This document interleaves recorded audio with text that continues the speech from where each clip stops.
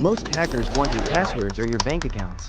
But in 2026, an anonymous developer deployed a script to steal something entirely different: your seconds. Look closely at these 12 lines of asynchronous Python code.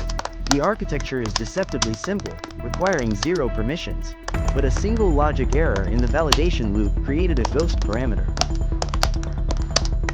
By introducing an infinity variable into the sleep function, the CPU didn't crash. It just stopped responding to the real world. To the admin dashboard, everything looked alive, but to the users, time had literally frozen.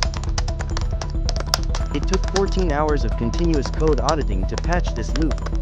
The developer vanished, but the vulnerability remains.